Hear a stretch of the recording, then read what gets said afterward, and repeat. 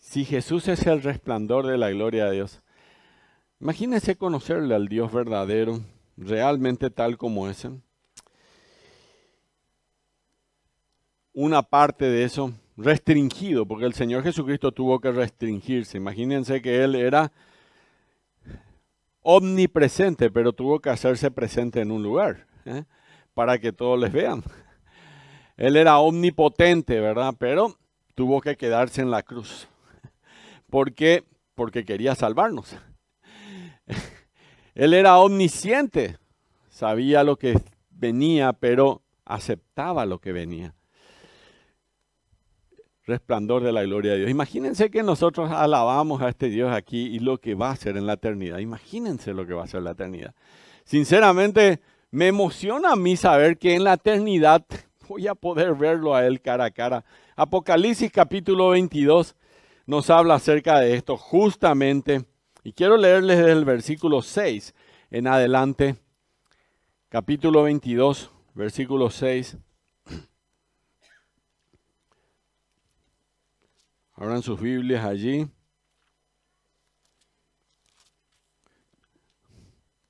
Entiendo que nuestro reloj ya está bien, ¿verdad?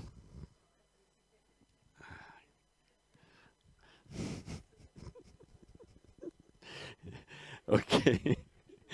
Alguna vez iba a llegar a estar bien. Bueno, nada es perfecto. Siempre hay algo que podemos mejorar. Apocalipsis capítulo 22, versículos 6 al 9. Quiero leerles y luego oramos al Señor, pero quiero que escuchen bien. Primero, vamos a leer del versículo 1 hasta el versículo 9, de manera que podamos tomar el contexto de lo que está sucediendo. Resulta ser que en el capítulo 21 dice la palabra de Dios que él fue y que Dios le comenzó a mostrar el lugar realmente. Dice el versículo 1 del capítulo 21, y vi un cielo nuevo y tierra nueva. Así que ahora él va a ver eso.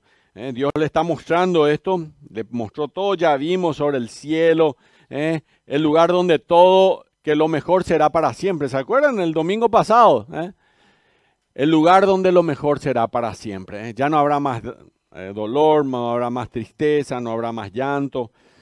Todos pasamos momentos así. Versículo 1 dice así: después me mostró un río limpio de agua de vida. Ahora imagínense el cielo. Imagínense que usted está entrando al cielo, viene por la alfombra roja, viste que los de Hollywood entran al cielo.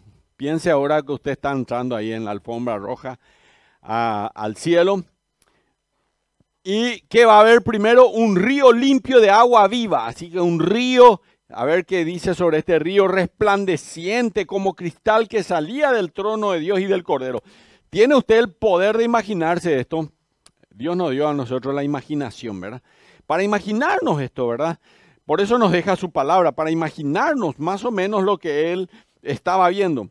El río era limpio, de agua de vida, resplandeciente como cristal, salía del trono de Dios y del Cordero.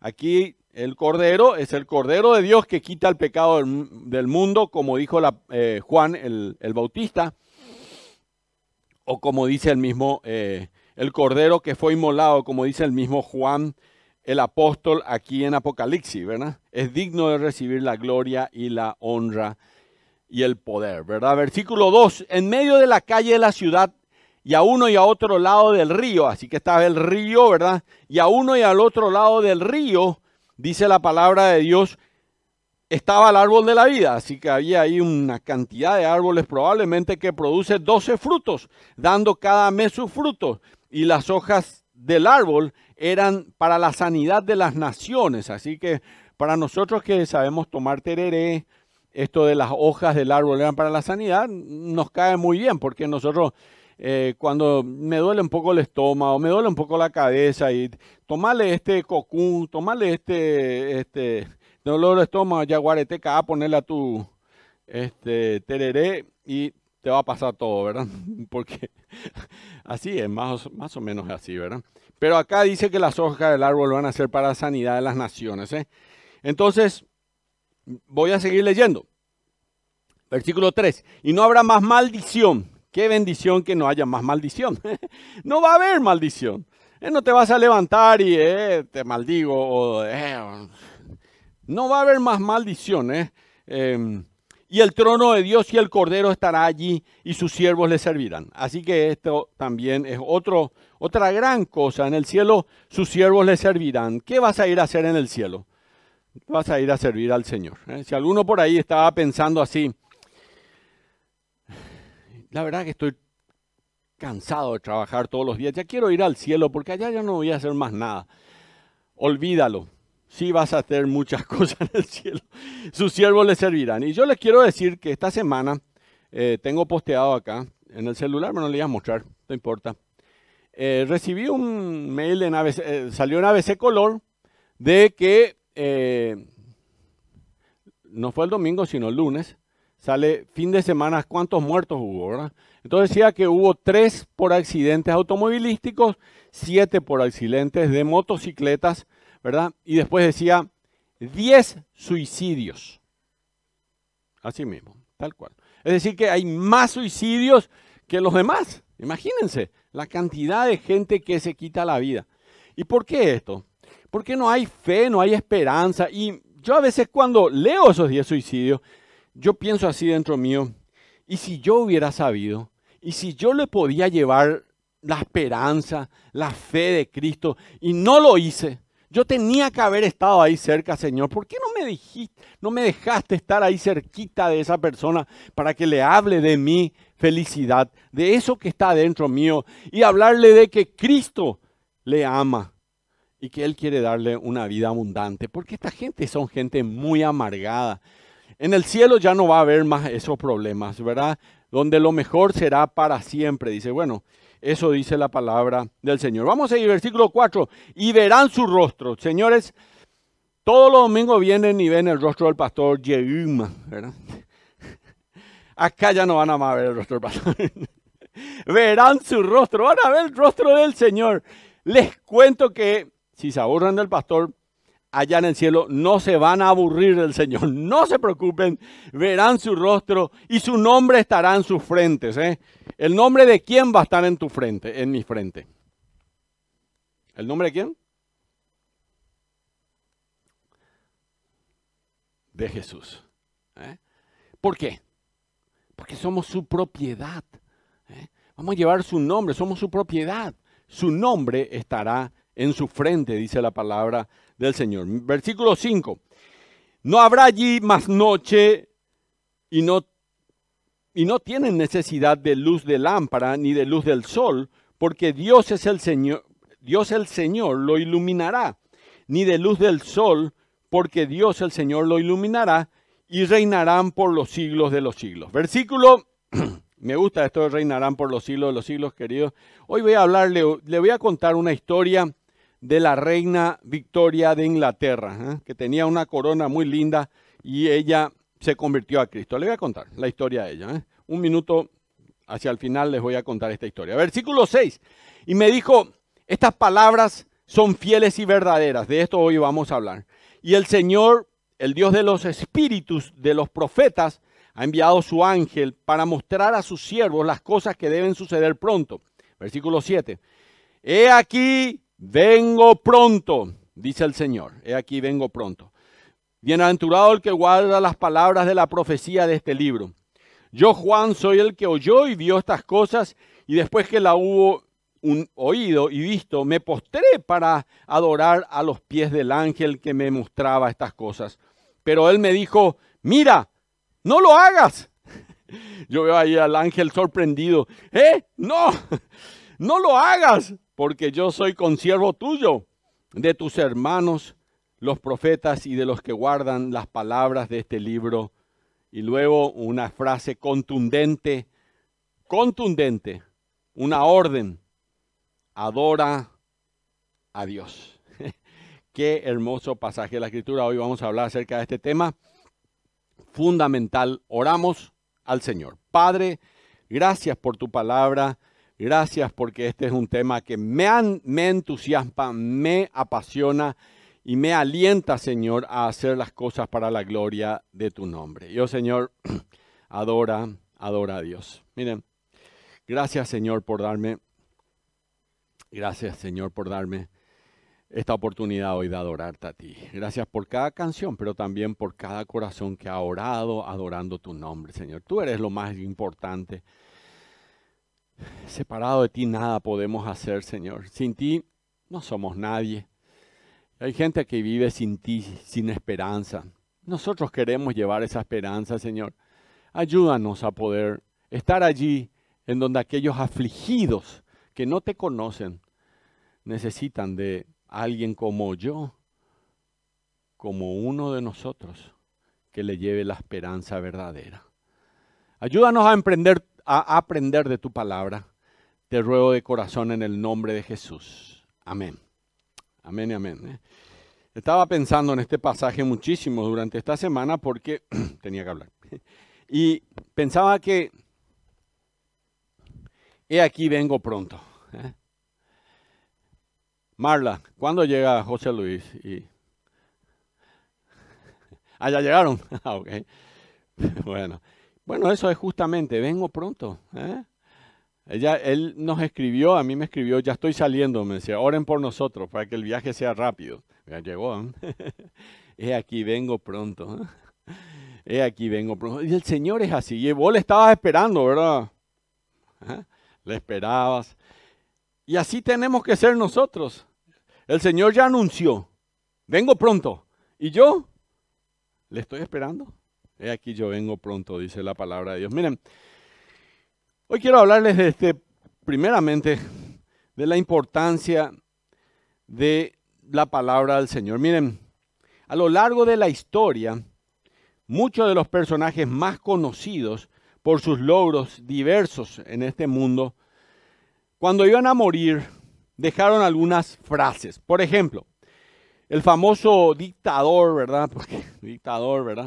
Dictador y conquistador Napoleón Bonaparte, el francés, dijo, mi destino está en manos de Dios. Era tan poderoso, pero se estaba por morir y dijo, mi destino está en manos de Dios. Tal cual, hay cosas que no podés cambiar. Otro grande de la India, Mahatma Gandhi, dijo, no tengo miedo de morir, pero no estoy listo para hacerlo.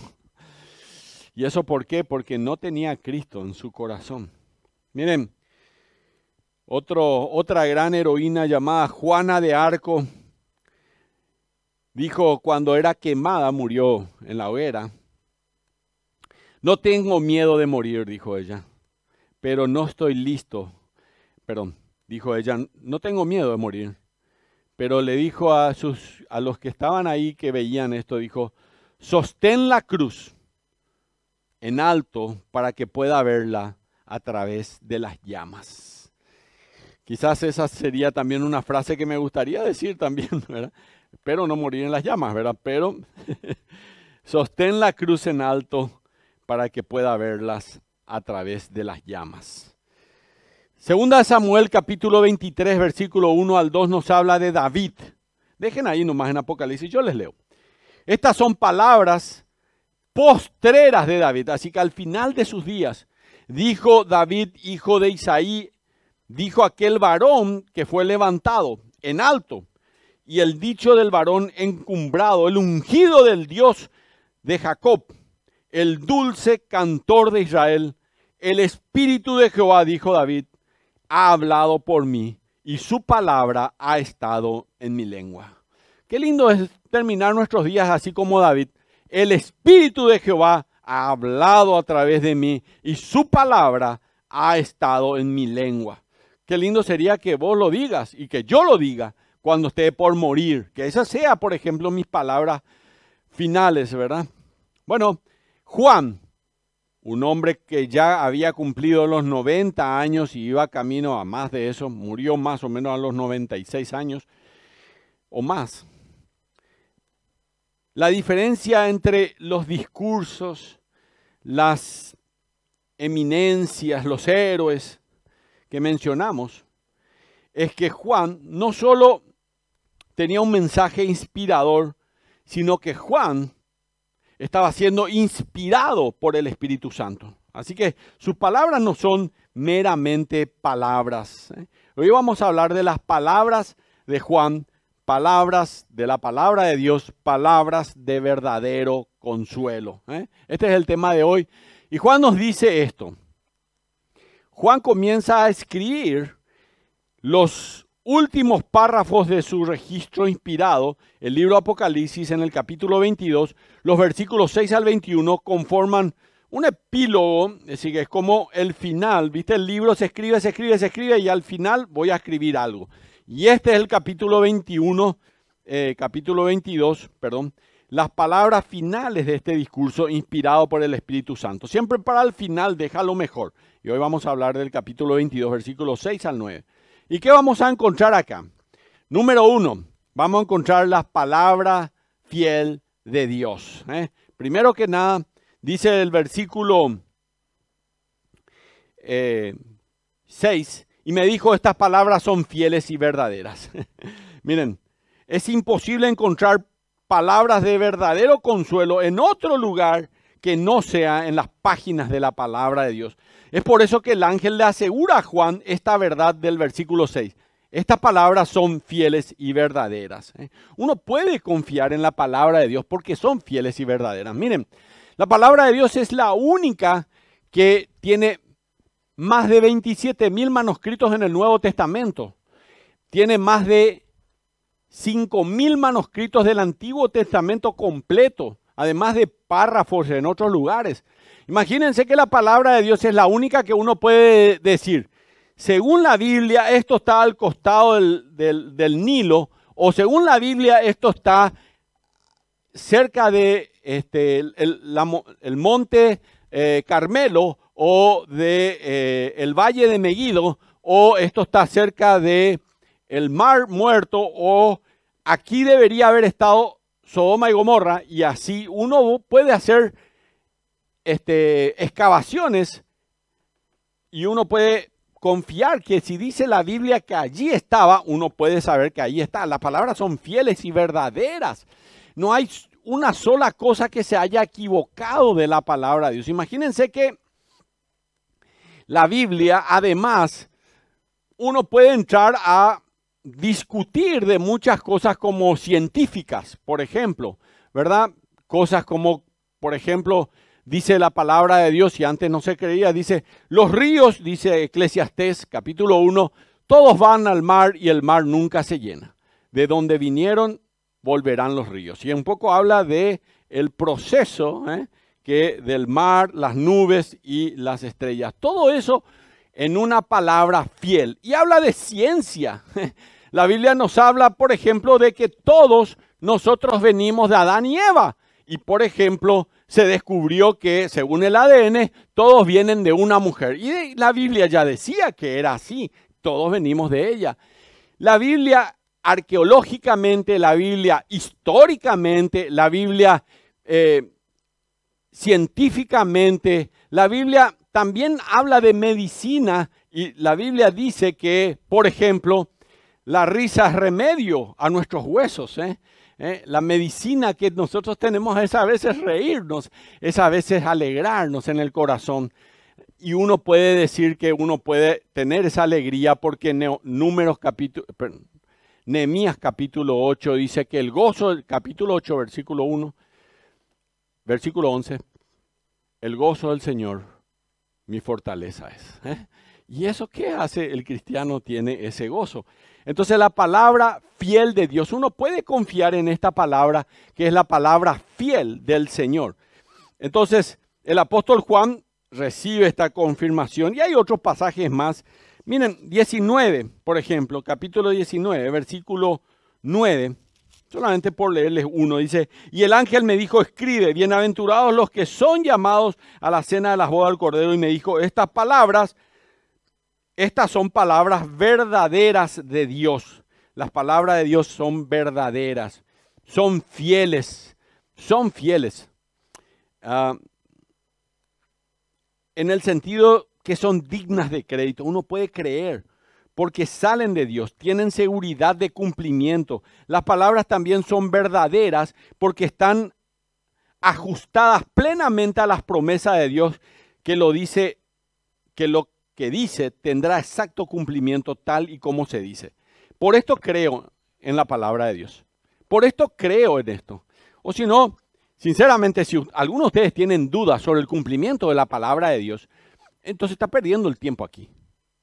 Por eso es muy importante aprender acerca de la palabra, quizás en algún momento meterse en cursos más importantes. Si alguna vez quieren estudiar algo acerca de los cumplimientos y acerca de eso, escuchen o lean acerca de el dispensacionalismo para entender las posiciones en las cuales las cosas se dicen, ¿verdad? Porque o si no, ustedes van a encontrar contradicciones en la palabra de Dios si no entienden cómo históricamente Dios fue tratando con su pueblo y también con el pueblo de Dios. Así que es muy importante. Esto nos debe llevar a entender que las características de la fidelidad de la palabra de Dios tienen que ver ¿con qué tienen que ver la fidelidad de la palabra de Dios? Les voy a contar. Número 1, tiene que ver estas características con su inmutabilidad. No se ve bien, así que pueden apagar estas luces de acá arriba para que se vea un poquito mejor. ¿Sí? Las luces de ahí arriba nomás. ¿Sí? Tienen que ver con su inmutabilidad. Esto quiere decir que la palabra de Dios no cambia. La palabra procedente de Dios es total y absolutamente fiable porque Dios no puede mentir. Dios no miente. Tito capítulo 1 versículo 2 dice, en la esperanza de la vida eterna, la cual Dios que no miente. Dios que no miente. Dios cuando te dice, el que cree en mí, de su interior correrán ríos de agua viva. Cuando Él dice, Jesús dijo, he aquí yo he venido para que tengan vida y para que la tengan en abundancia. Cuando Él dice esto, Él no está mintiendo. Él está queriendo darte esa vida abundante. Cuando Él te dice, clama a mí, yo te responderé, Él no te miente. Él te está queriendo decir que tenés que clamar a Él y Él te va a responder. Es inmutable la palabra de Dios, no cambia. No es que Él después se va a arrepentir, no miente. Prometido desde antes del principio de los siglos. Hebreos capítulo 6, versículo 18 dice, para que por dos cosas inmutables, las cuales es imposible que Dios mienta. Es imposible que Dios mienta. Te tiene que quedar claro esto. Es imposible que Dios mienta. Tengamos un fortísimo consuelo los que hemos acudido a asirnos de la esperanza. Nosotros nos asimos de la esperanza. Esa es nuestra esperanza. Es un ancla, dice el libro de Hebreos, que nos tiene anclados a Él. Nos asimos a la esperanza. Eso dice la palabra de Dios. Todo cuanto se ha dicho, todo cuanto Dios ha dicho, se cumplirá totalmente por ser palabra de Dios, escrita por medio de Juan su profeta, y tendrán pleno y total cumplimiento. Mateo capítulo 24, versículo 35 dice, cielos y tierras pasarán, pero mis palabras no pasarán. La palabra de Dios tiene firmeza absoluta. No va a cambiar porque proceden de la boca de Dios. La palabra de Dios es inmutable, es una verdad doctrinal que el Señor enfatizó en la enseñanza de este mundo. Entonces, cuando alguien por ahí te dice, no, pero la Biblia escribieron los hombres nomás, vos tenés que tener como enfrentarte, presentar defensa, como dice el apóstol Pablo, con mansedumbre y reverencia ante todo aquel que reclame razón de la esperanza que hay en vosotros. Yo acabo de decirte algunas de las razones por el cual tenés que creer en la palabra de Dios. Cerrá la palabra de Dios y vos vas a darte cuenta que hay razones científicas, hay razones arqueológicas, hay razones geográficas, hay razones de promesas cumplidas y hay razones que tienen que ver con el corazón. Mi vida, y si es así la tuya también, es un reconocimiento de que Dios cambia vidas. La ley de Jehová, dice el Salmo 19, es perfecta. ¿Y qué hace? Convierte el alma. ¿Qué otro libro convierte el alma? ¿Conocen ustedes? La ley de Jehová es la única que puede hacer esto. Convierte el alma. ¿Creen esto? ¿Están seguros en sus vidas que la palabra de Dios tiene este poder? ¿Sí? Yo también. Así que es inmutable, pero no solamente por su inmutabilidad, sino también es importante la palabra de Dios, y esto que hoy estamos viendo, por su importancia. Esta palabra, como toda la palabra de Dios, merece la atención y consideración total. No hay cosas importantes y secundarias en la Biblia. Es inspirada por Dios. Eso lo dice 2 Timoteo 3:16. Toda la escritura es inspirada por Dios y útil para enseñar, para redarguir, para corregir y para instruir en justicia. Miren, ninguno de lo que está escrito es el resultado de un divague humano, es decir, no es un pensamiento humano, sino es la comunicación de Dios hacia vos, la comunicación de Dios hacia mí. Miren, cada domingo cuando yo falto a la iglesia, le estoy ignorando a Dios, porque Dios tenía preparado algo para mí. Y yo le digo a Dios, este domingo tengo algo más importante que hacer que escucharte.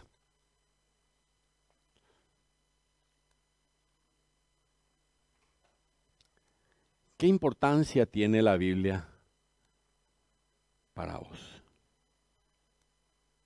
¿Qué importancia tiene la palabra de Dios para vos?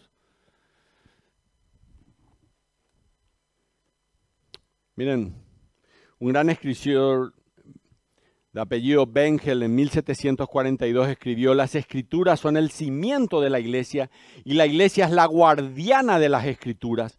Cuando la iglesia es fuerte y saludable, la luz de las escrituras brilla con más resplandor. Y cuando la iglesia está enferma, las escrituras se corroen por descuido. Como regla general, la manera en que se trata a la Biblia está en exacta correspondencia con la condición de la iglesia. Y Cristo dijo, ni una jota ni una tilde pasarán de la ley hasta que todo se haya cumplido. La iota, que es la letra más pequeña del alfabeto hebreo, y la tilde, que es prácticamente un puntito nada más, pasarán, pero todo se va a cumplir. Es tan importante porque expresa el pensamiento, los propósitos y la voluntad de Dios. Así que podemos ver que la Biblia es inmutable, podemos ver que la Biblia es muy importante, pero también quiero que entiendan que Dios no dejó la Biblia para que nada más sepamos nosotros algo de ello, sino que es la Biblia intencional. La Biblia es intencional, su intencionalidad. Y el apóstol Juan sigue escribiendo y dice que quien reveló estas cosas escritas es el Señor, el Dios de los espíritus de los profetas. Dios mismo, ahí está en el capítulo 22, versículo 6. El Señor, dice ahí en la segunda frase, y el Señor, el Dios de los espíritus de los profetas, ha enviado su ángel para mostrar a sus siervos las cosas que deben suceder pronto. Dios mismo fue quien nos movió intencionalmente el espíritu de los profetas para escribir a lo largo del tiempo. Él mismo reveló lo que habían de escribir en diversos momentos de la historia y en múltiples circunstancias. Hebreos 1:1 dice, Dios habiendo hablado por su Hijo, a Dios habiendo hablado muchas veces a los padres por los profetas en los postreros tiempos, nos ha hablado por medio de su Hijo. Así que recordemos, su intencionalidad es hablarnos,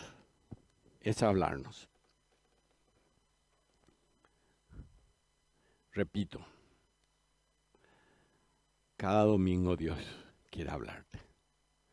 Cada domingo, sea el que suba acá, ha estado orando por vos y ha estado orando porque este mensaje sea para vos y que Dios toque tu vida. Y el Espíritu Santo ha estado tocando tu corazón. Y si no tenés un corazón tan duro, vas a escuchar su voz. No la del pastor, la voz del Señor que te está diciendo algo en esta mañana. Su intencionalidad, Dios tiene una intención. Dios no te trajo hoy aquí para perder tu tiempo. Dios tiene una intención realmente. Y Dios está queriendo crear hombres y mujeres que tengan un poder en la palabra del Señor. Porque el Evangelio es poder de Dios. Romanos 1:16, lo dice acá. Esto creemos nosotros, es poder de Dios. Y algunas veces no predicamos el Evangelio porque no creemos que el Evangelio es poder de Dios. Y entonces resulta ser que a 2 cuadras de tu casa alguien se quitó la vida, otra persona muere y nunca le hablaste de Cristo, un compañero, una compañera. El Evangelio es poder de Dios. Dios tiene y nos da poderes a nosotros sus hijos. Nos da el poder del Evangelio, nos da el poder de la palabra, que es viva y eficaz y más cortante que espada de 2 filos. Nos da también el poder de la oración. Clama a mí, yo te responderé. ¿Cuánto poder tenemos allí? Y nos da el poder del Espíritu Santo. Yo estoy en vosotros. ¿Cuál es el poder que tiene el creyente? Tiene poderes para poder convertir a otra persona por medio de la palabra del Señor. Todos estos poderes están a tu disposición. Lo que pasa es que lo ignoramos y tratamos de enfrentar este mundo en nuestras fuerzas. Y Dios realmente no quiere que lo hagas así. Dios quiere que lo hagas en el poder que Él pone a tu disposición. Uno de esos poderes es el poder de la palabra de Dios. Así que hay que ser intencional. Y aquí yo vengo pronto. ¿Qué tan pronto va a ser esto? Esto es lo que hoy vamos a ver también. Porque es una promesa fiel de la palabra de Dios. La promesa fiel, capítulo 22, versículo 7 dice: He aquí vengo pronto, bienaventurado el que guarda las palabras de la profecía de este libro. Juan nos sigue diciendo que los acontecimientos anunciados proféticamente en Apocalipsis van a suceder en cualquier momento, siguiendo un orden anunciado por Dios en la revelación dada a Juan. Esto nos habla de que la palabra fiel de Dios, Él se encargó de dejarnos ver el aspecto más de su venida, y es en cuanto a su inminencia. Su inminencia. Quiero decir algunas cositas acá. Quiero que te ubiques un poquito. ¿Qué estamos esperando nosotros? Usted se va a Apocalipsis capítulo 4, versículo 1, y está la primera, en Apocalipsis por lo menos, la primera parte de lo que sería el rapto de la iglesia, el arrebatamiento. Él escucha una voz del cielo que le dice a Juan: sube acá. Y así va a ser el rapto de la iglesia. El Señor mismo, con voz de mando, sube acá. Va a haber una orden del Señor. El Señor mismo, dice 1 Tesalonicenses capítulo 4, versículo 13 al 18, con voz de mando, con voz de arcángel, con trompeta de Dios, va a haber un llamado a los creyentes. Nosotros solamente vamos a escuchar. Y los muertos en Cristo resucitarán primero, dice la palabra de Dios. Y luego nosotros, los que vivimos, los que hayamos quedado, seremos arrebatados para recibir al Señor en el aire. Miren, hay una inminente venida. Ya el apóstol Pablo pensaba que él va a ser arrebatado. Él decía, luego nosotros, decía el apóstol Pablo, seremos arrebatados para recibir al Señor del año, ya en el aire, perdón. Y así estaremos con Él. Por tanto, alentados los unos a los otros con esta palabra. He aquí, vengo pronto, dice acá, capítulo 22. Vengo pronto. Y el versículo tiene la importancia de expresar las palabras procedentes del Señor mismo. Y esta expresión es una advertencia de que se le debe prestar atención por el énfasis importante que tiene, donde literalmente dice, mira que vengo enseguida. Nada transmite más claridad que esto. He aquí vengo pronto. Miren, capítulo 22, versículo 12. He aquí yo vengo pronto. Capítulo 22. Versículo 20, el que da testimonio de estas cosas dice, ciertamente vengo en breve. Señores, este pasaje, capítulo 22 de Apocalipsis, es como una música que tiene un coro. Y el coro es, he aquí vengo pronto. 3 veces se repite, el coro se repite varias veces. He aquí vengo pronto, dice la palabra de Dios. Y hay varios pasajes en el Nuevo Testamento que reflejan que la iglesia creía que esto iba a pasar, que era inminente. Por ejemplo, 1 Corintios 1:7 dice el apóstol Pablo, esperando la manifestación de nuestro Señor Jesucristo. Va a aparecer, estoy esperando. El apóstol incluyó, sin traducir en este pasaje, la palabra Maranata. Maranata quiere decir el Señor viene. El Señor viene. Y Maranata está en arameo. El Nuevo Testamento se escribió en griego. Pero a propósito, el apóstol deja allí Maranata en arameo. Así que esta palabra Maranata fue muy conocida en esa época porque todos sabían el Señor viene pronto. El Señor viene significa la palabra Maranata. Así que 1 Tesalonicenses 4, 1 al 15 dice, por lo cual os decimos esto en palabra de Dios, que nosotros que vivimos, que hayamos quedado hasta la venida del Señor, no procederemos a los que durmieron. Vamos a ser arrebatados, decía Pablo. Miren, después en el capítulo, Tito capítulo 2, versículo 13 dice, aguardando la esperanza bienaventurada y la manifestación gloriosa de nuestro gran Dios y Salvador Jesucristo. Santiago le dice a sus lectores, tener paciencia hasta la venida del Señor. Santiago 5, 7, era inminente, ya viene el Señor. Y hoy, ¿cómo estamos nosotros? Esta es una doctrina en la Biblia, la inminencia del Señor. El Señor viene. Miren, durante todo este tiempo hemos estado hablando acerca de Apocalipsis y más de una vez le dije, el Señor viene. ¿Por qué? Porque hay tantos cumplimientos de las profecías en nuestros propios ojos que están sucediendo ahora. Hay cosas que están pasando. El mundo se está preparando para tener un nuevo orden mundial. La Biblia dice que va a haber durante la tribulación eso.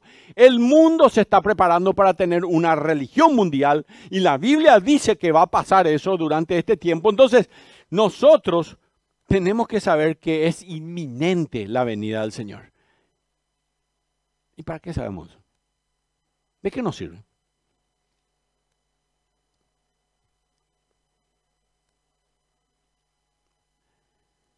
Nos tiene que servir para alentarnos, pero para hablar de Cristo a aquellos que no conocen al Señor. Tenemos poco tiempo.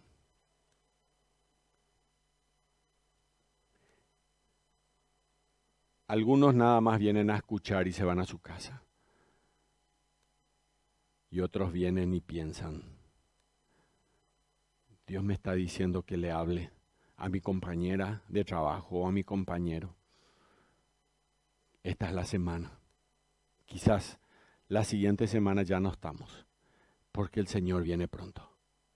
He aquí, yo vengo pronto, dice la palabra del Señor. Y esta es una promesa, En este pasaje se destaca la realidad de la inminente venida de Cristo. Eso es lo que están leyendo ahí. Y eso debe resonar fuertemente en nuestro corazón minuto a minuto. Solo Dios sabe cuándo. Y nosotros tenemos que estar atentos porque en cualquier momento del tiempo presente el Señor puede venir a buscar a los suyos. Y esta advertencia enfática y precisa debe despertar nuestro interés de esperarle en una vida santa comprometida con Él, una vida de permanente testimonio. Quiero decirle algo. En la Biblia nada es coincidencia. Solo aquellos que aman la palabra de Dios van a esperarle al Señor. Por eso el versículo anterior decía, estas palabras son fieles y verdaderas. Te está diciendo, esto es verdad. Te estoy diciendo que el Señor viene pronto. Entendé que es así. Entendé que no es casualidad que hoy estés escuchando este mensaje, sino que el Señor te está diciendo, yo vengo pronto. Eso es lo que dice la palabra del Señor. Y nada es coincidencia realmente. Miren, un pastor le dio esta importancia realmente a la palabra de Dios. ¿Qué significa prestar atención al libro del Apocalipsis? Y él dijo así, es un mandamiento general de anhelar la venida de Cristo y nuestra eterna comunión con Él. Imagínense tener eterna comunión con Él. Yo sé que muchos de ustedes que están sentados, sentadas aquí, tienen preguntas que hacerle. Preguntas que hacerle. Cuando estaba con mi amigo Prisciliano, me hacía muchas preguntas. Una vez le dije, un día cuando llegues al cielo le vas a preguntar a él todo lo que me pregunta a mí de repente. Así que él ya le estará preguntando al Señor todo lo que él quería saber. Así que bueno, estoy feliz por él porque debe estar haciéndole muchas preguntas.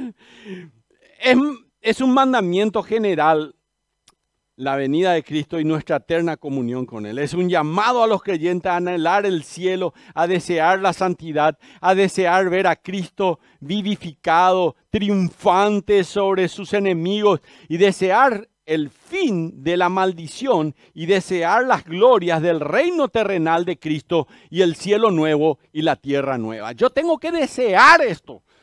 Mi corazón tiene que latir por esto. Tengo que decir, esto me mueve. Yo entiendo que a veces,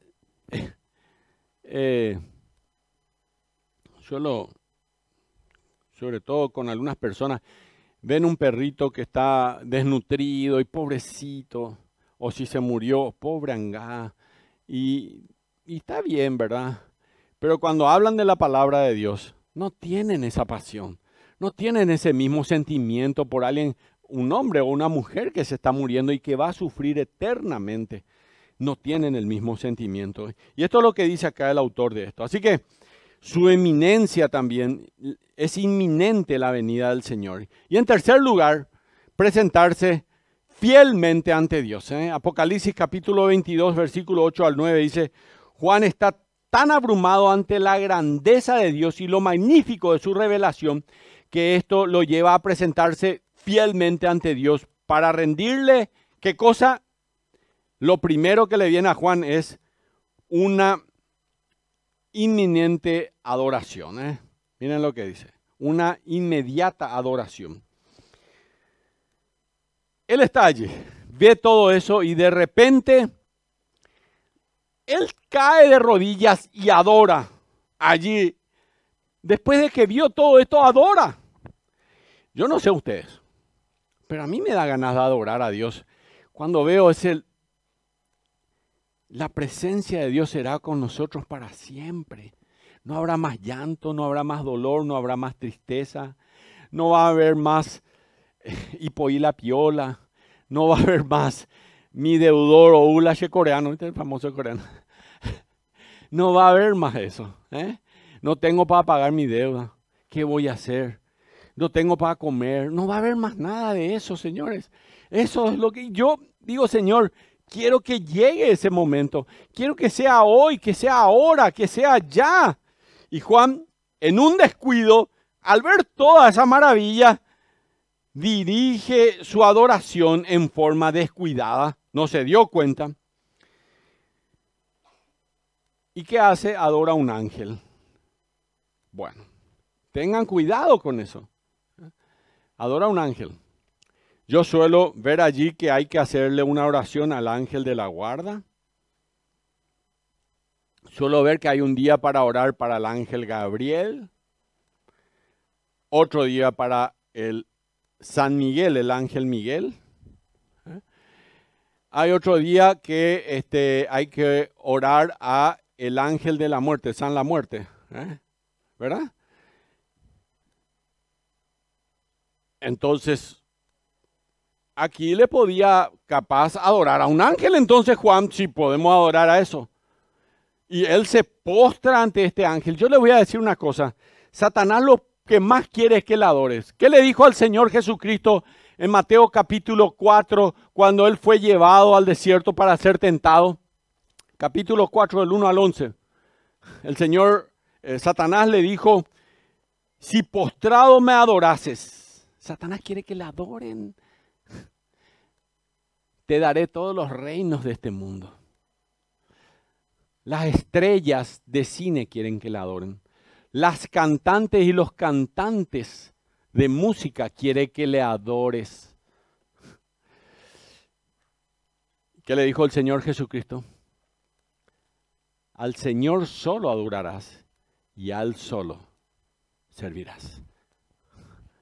Y aquí este ángel, él se va a arrodilla delante del ángel, se pone delante de él. Y nosotros muchas veces nos arrodillamos delante de otras cosas. En estos días vi que un joven le pegó a su mamá porque le quitó su celular. Adora a su celular ya hoy. Algunos se deprimen porque no tienen me gusta en su celular. Tengo 5 me gusta nomás, 3 nomás. Y además fulanita y fulanito no le dieron me gusta. Se adoran a sí mismos. Es el egocentrismo. En la foto, todos somos egocéntricos, entre paréntesis. Tenemos que evitar nomás, pero somos un poquito, ¿verdad? Uno se quita una foto y hay 100 personas y veo dónde estoy yo. Después veo si salí bien. Y si no salí bien, no me importa, no me sirve esta foto, ¿verdad? O cambian a esa foto, más feo salí. Oh. Nos adoramos a nosotros mismos o no es así. Tenemos muchos problemas con la adoración porque nos adoramos a nosotros mismos. Existe esa tendencia de adorarnos a nosotros mismos. Y otra cosa que es una adoración, el Señor dijo, no podéis adorar a 2 señores, no podéis servir a 2 señores. O servirás a Dios o a las riquezas. Y otro problema de adoración es las riquezas. Hay gente que está dispuesto a hacer lo que sea necesario, a hacer lo que sea, con tal de tener lo que quieren. Y es material. Es material. ¿Cómo está tu vida en cuanto a esto? La adoración está determinada solamente para aquel que es eterno. Miren, Juan capítulo 4, versículos 23 y 24 dice, Jesús se encuentra con una mujer y esta mujer era samaritana. Parece que tú eres profeta. Después le hace una pregunta. Mis antepasados, dice ella, dicen que tenemos que adorar en este monte, pero los tuyos dicen que tenemos que adorar allí en Jerusalén, en el monte Sión. Y Jesús le dijo así, la hora viene y ahora es cuando los verdaderos adoradores adorarán al Padre en espíritu y en verdad. Porque tales adoradores Dios busca que le adoren. Dios es espíritu y los que le adoran en espíritu y en verdad es necesario que le adoren. Quiero preguntar ahora, si Dios está buscando quien le adore, ¿será que encontró aquí a alguien? Estuvo buscando. Y otra cosita, los verdaderos adoradores, dice la Biblia, ¿quiere decir que hay falsos adoradores? Y si hay falsos adoradores, ¿vos cómo sos? ¿Qué es importante? ¿Qué haces? ¿Qué es lo primero que haces a la mañana temprano cuando te levantas? O antes de levantarte. ¿Será que lo primero que haces es adorar al Dios Todopoderoso y verdadero? ¿O ya estás pensando en vos mismo, en tu familia, en tu casa, en tu trabajo? Todo tiene que ver contigo. ¿O lo primero es Dios? No, Dios lo primero, pastor, en mi vida. Yo escucho eso. Pero su vida no refleja eso que él dice. No refleja, porque no está dispuesto a dar su vida por el Señor. Es capaz de abandonarlo con toda facilidad. Dios está buscando adoradores que le adoren en espíritu y en verdad, verdaderamente. Si hasta aquí Dios no tocó todavía tu vida, hay algo más que te quiero decir. Entonces, está por terminar, pastor, sí, está por terminar, pero todavía no dijo todo. Hay algo más que Dios tocó mi vida, porque yo le pedí al Señor, háblame, Señor, aquí. ¿Qué es lo que quieres que yo diga? Dios está buscando verdaderos adoradores. En un minuto más va a pasar aquí el grupo de alabanza y vamos a adorar a Dios. Y espero que realmente acá Dios diga, ahora encontré verdaderos adoradores aquí en la iglesia. Así que este ángel, acá capítulo 22, el versículo 9, mira, no lo hagas. dice el versículo anterior, para adorar a los pies del ángel que me mostraba estas cosas. Pero él me dijo, mira, no lo hagas. Yo veo ahí la cara del ángel como asustado. No me vaya a adorar a mí. Yo soy consiervo tuyo, de tus hermanos, los profetas y de los que guardan la palabra de este libro. Y viene esta frase aquí. Subrayenla en su Biblia. Subrayenla. Esto te tiene que quedar claro. Es un mandamiento de Dios. Esto es imperativo. Adora a Dios. Eso dice ahí. Dice tu Biblia, dice la mía. Adora a Dios. Adora a Dios. Es a quien tenemos que adorar. No hay a nadie más a quien tenemos que adorar. La mayor bendición para un creyente, el siervo de Dios, es adorar a Dios en forma inmediata, inminente.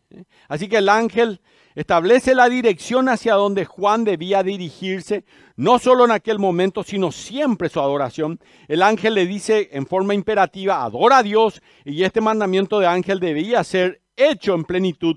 Es como si el ángel le dijera, adora total e inmediatamente a Dios. Y es así hoy nuestra adoración, es la pregunta.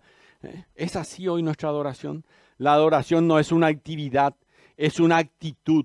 La adoración a Dios, dice allá arriba, lo están leyendo, es la forma natural del desarrollo de la vida cristiana. Cualquier otra adoración, sea quien sea, lo que sea, es contraria a la enseñanza de las Escrituras. Y te pregunto, ¿a quién adoras?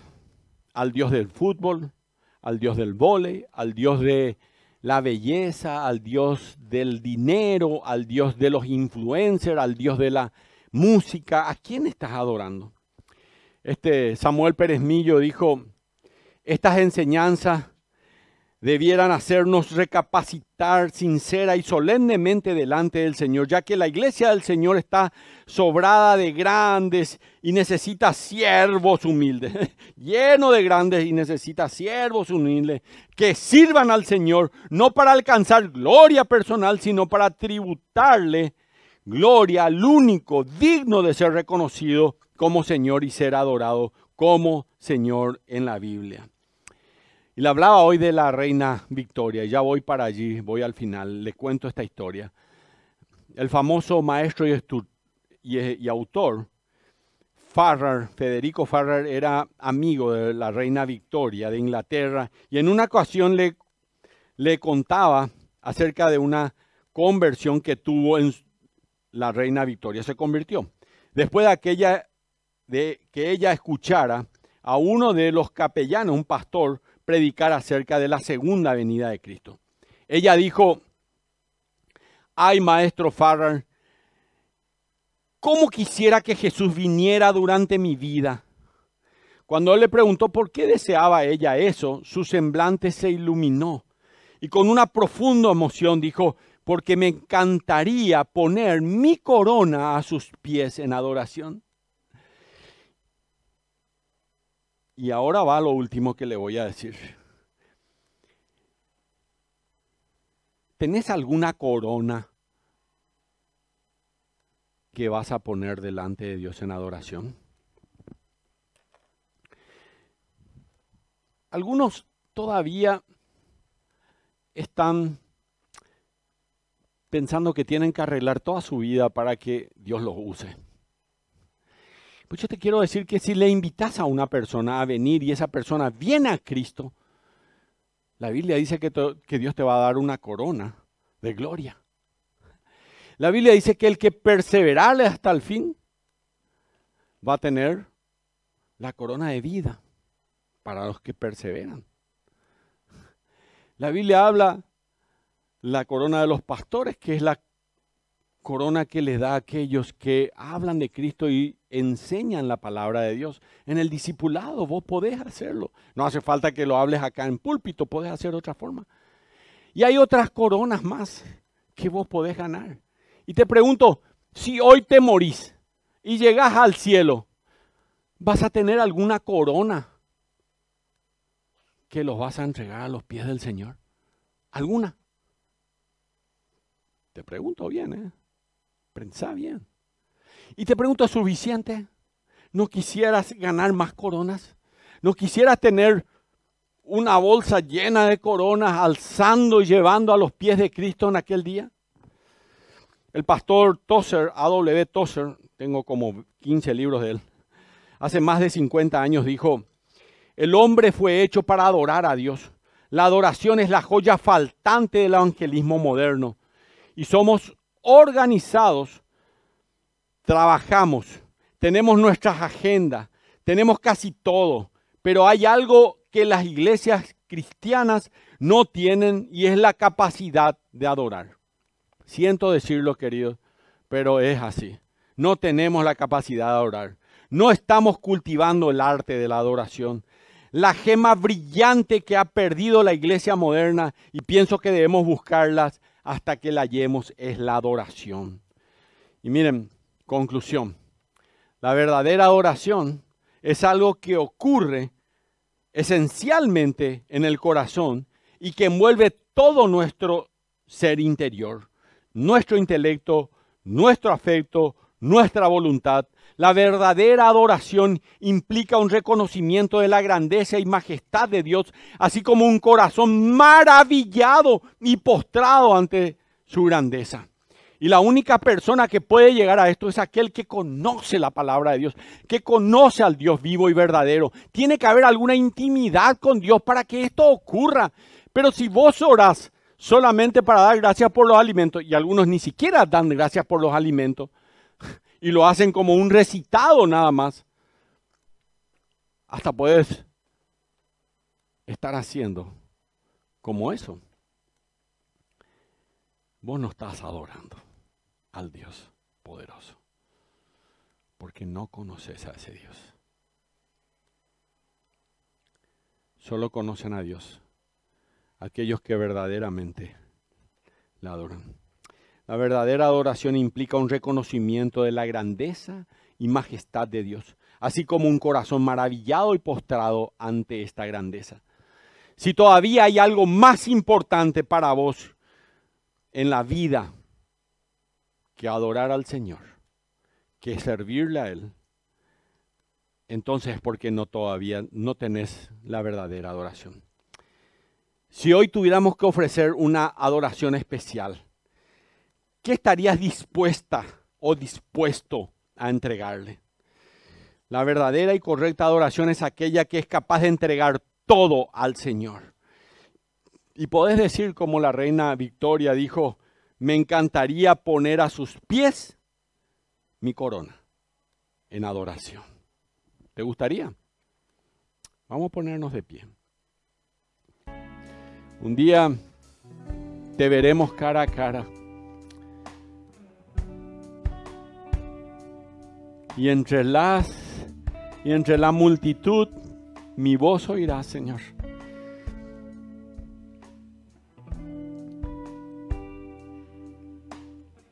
No va a haber mejor cántico que ese cántico en el cielo, Señor. No va a haber mejor grupo de alabanza que ese grupo que está en el cielo. No va a haber mejor coro que ese coro que está en el cielo.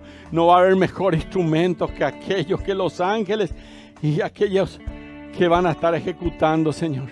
Y no va a haber mejor canción que esa que te dice: santo, santo, santo, Señor poderoso. Siempre el labio mío glorias te dará. Alabado sea tu nombre, Señor. Digno es el Cordero de Dios, el que fue inmolado en la cruz. Digno de la gloria. Eres tú el único digno de recibir la adoración y alabanza, Señor. Y al salir de este lugar, Señor, quiero que mi vida, Señor, quiero que sea de adoración por siempre y para siempre, Señor. Quiero que me perdones, Señor, si algún momento me desvié de esa adoración. Me desvié de servirte, Señor, de adorarte, de hacer tu voluntad. Perdóname, Señor, por no ponerte a ti en primer lugar.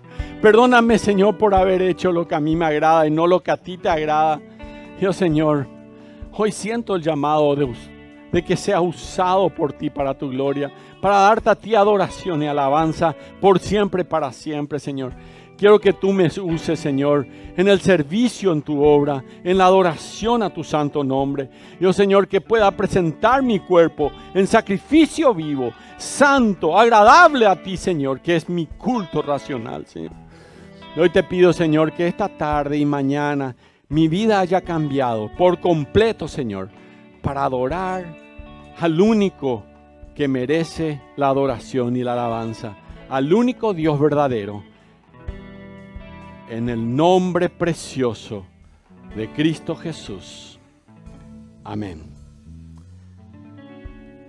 Dios les bendiga.